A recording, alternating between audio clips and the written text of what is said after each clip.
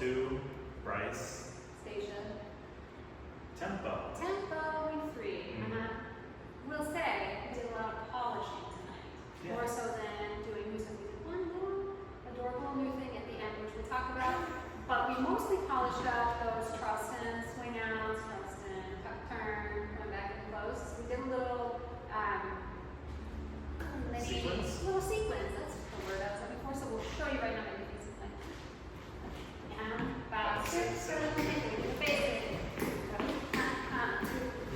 Swing. And then I didn't think this all the way through, but we also did tuck turn. And then hang back to close.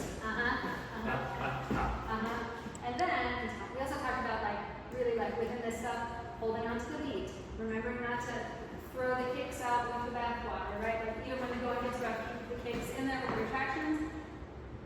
The stance. Not getting too pelvis forward. Not up here. Not too much. But just. Middle porridge. So many words for it. Athletic is thrown out a lot, but whatever works for